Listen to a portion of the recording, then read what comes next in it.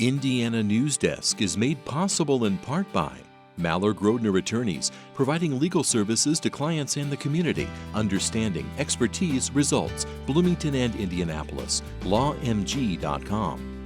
IU Center for Rural Engagement, extending IU Bloomington resources to improve Hoosier lives in partnerships with communities and organizations. Rural.indiana.edu. Smithville Fiber Internet Security Solutions and Voice in Southern Indiana. More information at smithville.com. Bunger and Robertson Attorneys at Law, utilizing 75 years of experience, knowledge, and resources to help individuals and families recover in personal injury matters. Information at lawbr.com. And by WTIU members. Thank you. Coming up on Indiana News Desk. Indiana leaders say the state's workforce needs to become more skilled and educated, and the Next Level Jobs program is doing just that. There's job openings, but we need to connect individuals who want to work in those areas with those careers. The state covers the cost of the program, which is for adults who graduated high school but have no college degree. A collaboration between the IU Jacobs School of Music and Monroe County Community Schools helps kids turn musical ideas into performable pieces. I kind of went over to a xylophone and started tapping notes and kind of just figured out what sounded good. Winners of a competition have their works performed in concert. And the Indiana University Board of Trustees approved a contract extension for embattled President Pamela Whitten. These stories and more right now on Indiana News Desk.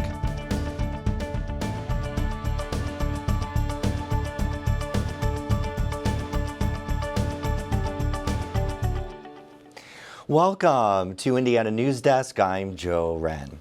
Indiana University's Board of Trustees is giving President Pamela Whitten a $200,000 raise and extending her contract until 2031. The vote came without public notice and was not announced by the university. Ethan Sandwise has more from Thursday's Trustees meeting in Indianapolis.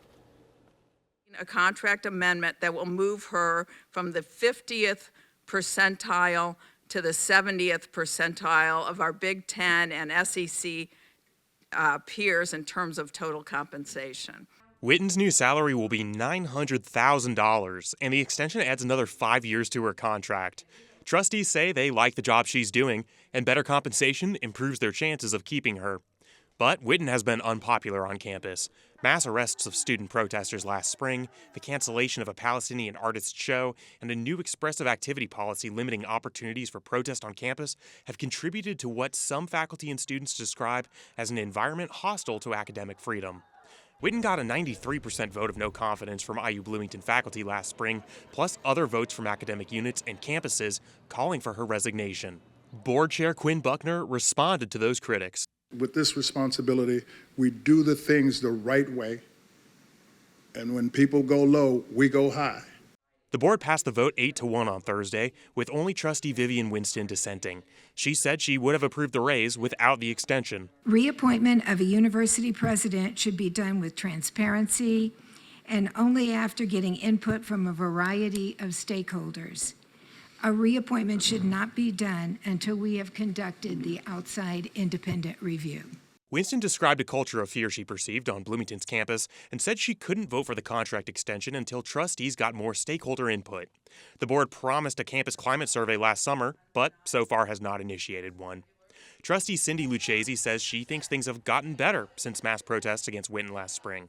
And what you're talking about really was April and May, which is when all those issues were going on. I view that there's been a lot of changes, and they're all positive, that have happened post that. Whitten's recent accomplishments have validated some supporters. Last week, IU Indianapolis earned a R1 classification, putting it on par with Bloomington as a top-tier research campus. The university has expanded its bioscience, defense technology, and artificial intelligence offerings, putting it on the way to meeting its goals in IU's strategic plan. Still, Whitten's reappointment came as a surprise. Trustees did not announce before the meeting that they would be voting on extending her contract, saying on the meeting agenda only that they would be considering a contract amendment. For Indiana News Desk, I'm Ethan Sandwise. The board declined to respond to multiple voicemails and emails seeking comment. IU's press release after the meeting did not include mention of the raise or extension. A little more than half of all Hoosiers have earned a college degree or credential after high school. Aubrey Wright reports on a state program that helps adult workers earn certification of new skills for free. The Next Level Jobs program was created to improve the economy and prepare for the future. Indiana leaders estimate there are tens of thousands of jobs Hoosiers can fill with a little more training. To get people those skills, the state covers the cost. It's basically just a switch and a lamp, but this is one of the simple circuits that they'll have you set up in your electrical class. Colton Martin knows his way around this circuit board. You have your DC power running through the positive outlet into your switch. He says it's a simple switch and a lamp, just like the ones he set up in his Ivy Tech Community College Bloomington classes. And you'll get more advanced as you go along, of course, and you'll get... Martin wants to do this kind of hands-on work, and he's on his way to becoming an electrician. I like to work, I guess. I want to do something immediately as I get out of high school and out of college if I can. With a Workforce Ready grant from the state, he's taking classes and earning a technical certificate for free while working part-time. Ivy Tech and other Indiana colleges are partnering with the state for the Next Level Jobs program. It's specifically for adults who graduated high school but have no college degree. The Next Level Jobs program is, up there, I would say, as one that would be important to someone who wants to learn about the trades in college.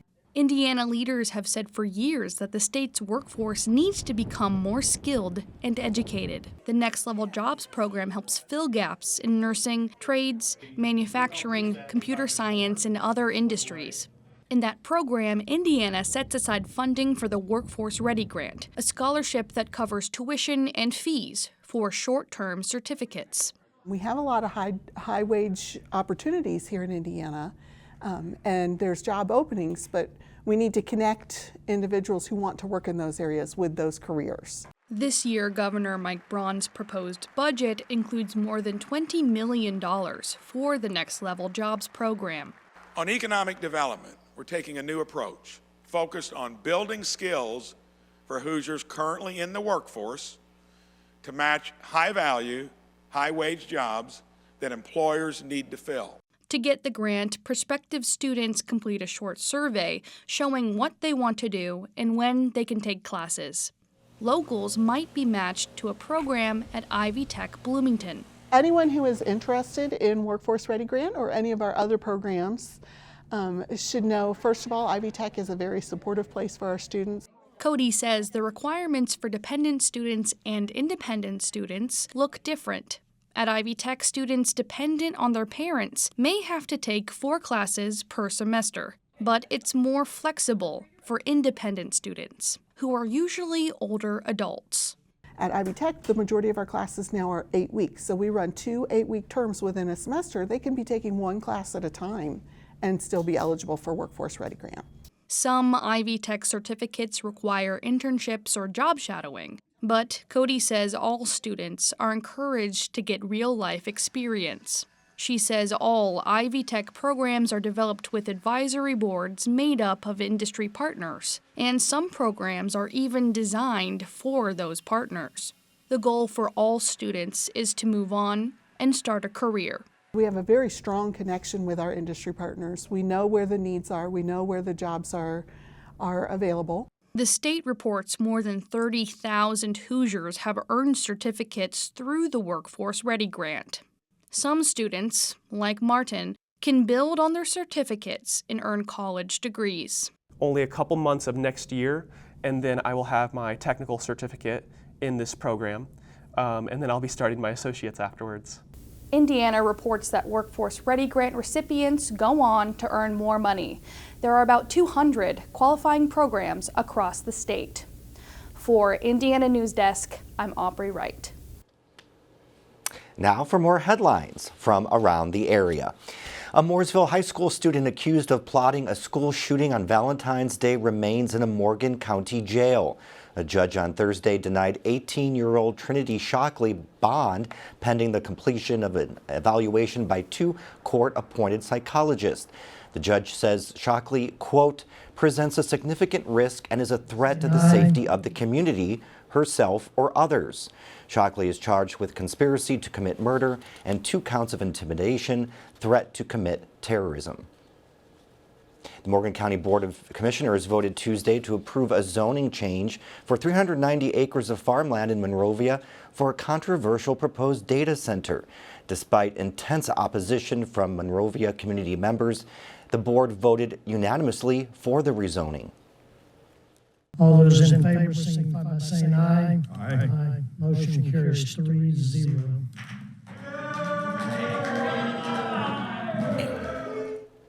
Residents have several concerns, including noise levels, high energy and water use, potential for property tax and home value disruption, and overall secrecy surrounding the project.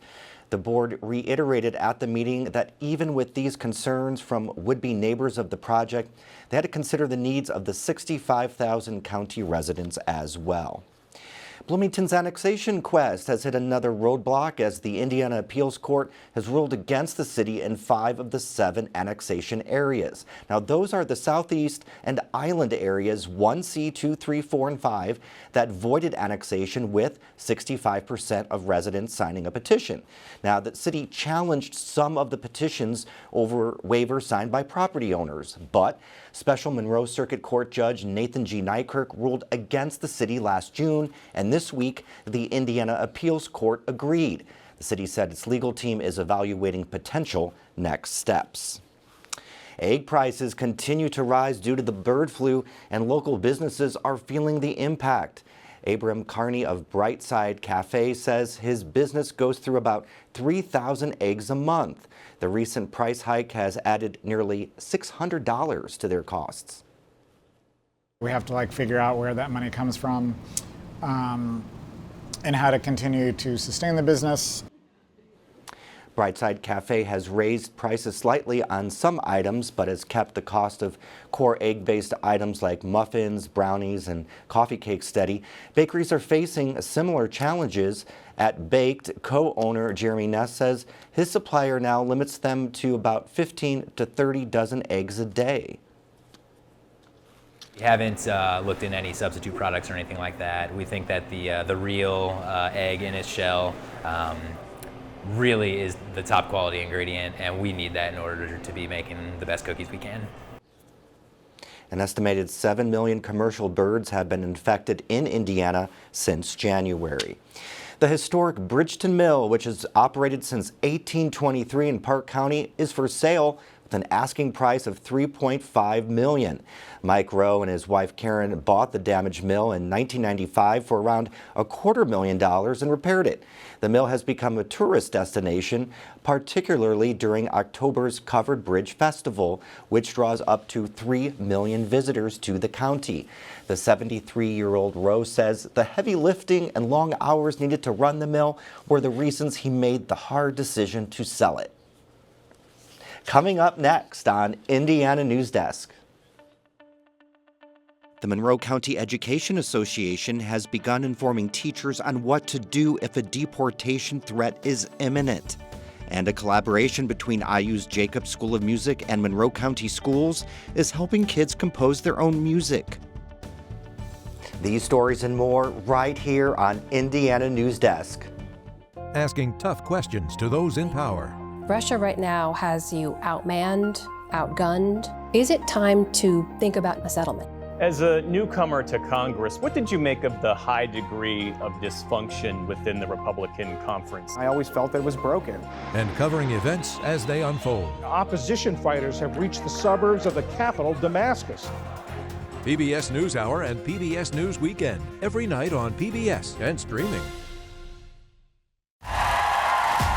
When you put voices together, there's an energy in the air. Keeping Black traditions alive, it's so important. The story was meant to be told. This feels so good.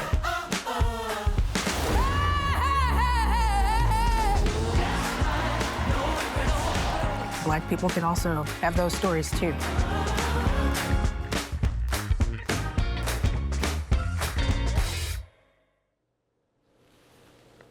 Welcome back to Indiana News Desk. Lawmakers from both parties are thinking about huge potential cuts in federal funding as they write this year's state budget. Indiana Public Broadcasting's Brandon Smith reports the House advanced the two-year $46 billion spending plan Thursday as the first half of the legislative session comes to a close. The budget crafted by House Republicans increases K-12 education funding by 2% each year, cuts most state agencies by 5%, reduces local public health funding, and does not eliminate wait lists for care under Medicaid. Republican Jack Jordan says lawmakers know the state may face federal funding cuts. And that's going to result in us at the fiscal level having probably to make some tough decisions. But we're in a really good position because this budget doesn't overextend. But Democrat Cherish Pryor says people are hurting now. And based on what we've seen so far, what I do know is that the state is going to have to step up to help Hoosiers. The bill now goes to the Senate. For Indiana Public Broadcasting, I'm Brandon Smith at the State House. House Republicans also approved a bill Thursday to enhance Indiana's role in enforcing federal immigration law. The bill would give the Attorney General's office more authority to investigate businesses that might be employing undocumented immigrants and creates penalties for those that do. The measure also gives the governor the power to withhold state funding from local governments and law enforcement agencies that fail to cooperate with federal immigration officials. Democrats say that overburdens communities. We're forcing agencies to divert their funds from violent crime prevention and community outreach, critical functions that keep our communities safe currently. The House advanced the bill to the Senate along party lines. And with the federal and state government ramping up enforcement of immigration laws, many are concerned about how that will affect communities. Isabella Vesperini reports the Monroe County Education Association has been informing Monroe County schools how to handle deportation threats. MCCSC Superintendent Mark K. Winston emailed parents a couple weeks ago saying that the school corporation does not ask for students' immigration status when they enroll in school. The corporation only requires proof of residence within the school district. Schools can ask for a birth certificate so that we can appropriately, put a student into the appropriate grade level. But if there is no birth certificate, we're still going to enroll them. Public schools are free and accessible. The Monroe County Education Association has begun informing teachers on what to do if a deportation threat is imminent. MCCSC must comply with the Family Education Rights and Privacy Act, which protects students' educational records. If officials arrive at the door of a school, they will need to have some kind of a warrant or document that essentially says, we are here to pick up these people. Concerns about students potentially being taken away are based on a large number of students who are learning English as their second language. We love our students, and the thought of them being taken away because of an unconfirmed suspicion that their paperwork may or may not be in order is anathema to what we do every day. Noble Kuchera has advice for teachers and staff members on how to navigate these uncertain times. Don't ask because it's not required of us to ask, and why would we? It's irrelevant. On last week's Noon Edition, Winston said she's committed to supporting students regardless of immigration status. In the event that that were to happen, we would immediately be in conversation with our attorneys to make sure that we are adhering to the law, but that at the same time we are keeping our students front and center in terms of safety and making sure that we can plan and support them in whatever way is necessary, physically, emotionally. For Indiana News Desk, I'm Isabella Vesperini. And Indiana lawmakers want to address rising Medicaid costs in the state budget by overhauling the state's Medicaid expansion program. Indiana Public Broadcasting's Abigail Ruman reports the Senate approved legislation that would make several significant changes to the Healthy Indiana plan. Federal funds pay for 90% of HIP. The rest is covered by a fee on Indiana hospitals and cigarette taxes, meaning HIP isn't funded by the state budget. But lawmakers say enrollment in the program remained too high following the end of the COVID-19 public health emergency, and decreasing enrollment could redirect that funding to other programs. Medicaid's grown by $5 billion over the last 4 years. The rate of growth is higher than our entire revenue. Our rate of revenue increase. The bill reintroduces Indiana's previously halted work requirements and limits enrollment to 500,000 people, with some flexibility based on federal Medicaid policy. As it currently stands, the bill, under the guise of fiscal responsibility, could result in working Hoosiers and rural hospitals being harmed the most. For Indiana Public Broadcasting, I'm Abigail Ruman. Kids Compose, a collaboration between Indiana University and the Monroe County Community School Corporation, gives kids the opportunity to learn to compose their own music. Reporter Isabella Vesperini and videographer Devin Ridgway followed the process from the classroom to concert hall and has the story. That's right. But maybe instead I just go. The idea was to give the music teachers in the area a reason to focus on music composition just at least one point in the year, and to support them and to highlight that and what they were doing with their kids, and then give a way for the students to shine.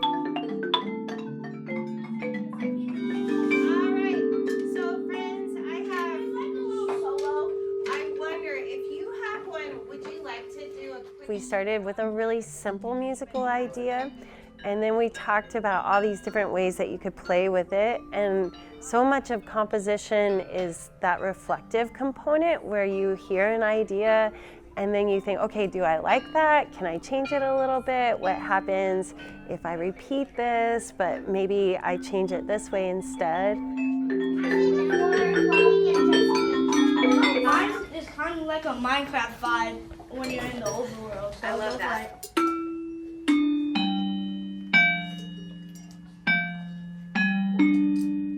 And then there's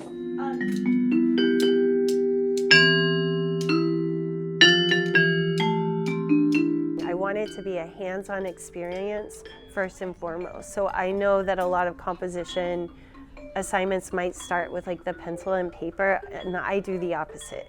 I want them to have the music come from them, and I want it to be a musical idea that they love and that's something they created, and then we get it onto paper.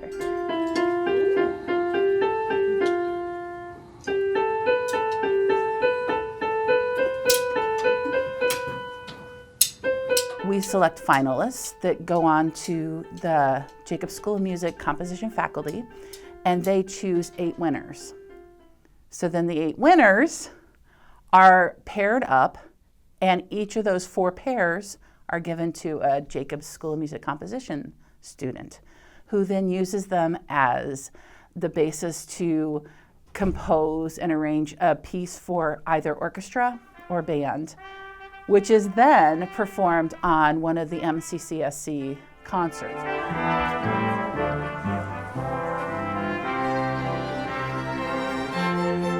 So this is Teresa, and Teresa, where do you go to school?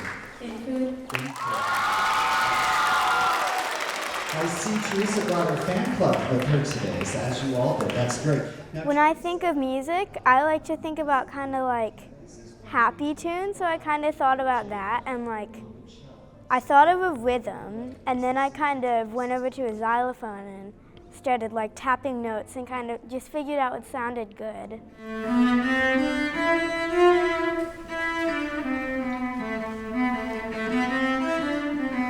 It started out with something small that like sounded good, but like of course it wasn't like amazing, but like when I heard this, it's just like I feel like it should be in like a musical or something. hello there, tell us your name. My name's Esme Cooper. And where do you go to school, Esme? University Elementary. Wonderful. Now, Esme. I basically just put on random things and found out what sounded good.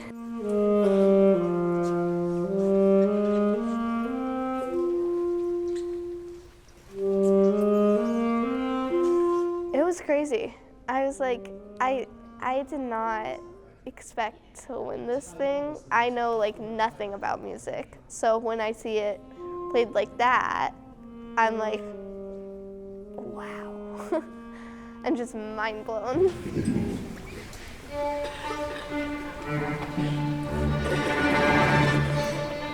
I always watch the children who are up there hearing their melody and then hearing their melody be expanded on and become something bigger, and to be a part of that, and the smiles and just it gives me chills to think about it, because it's incredible to see them realize what their voice, what their ideas can grow into.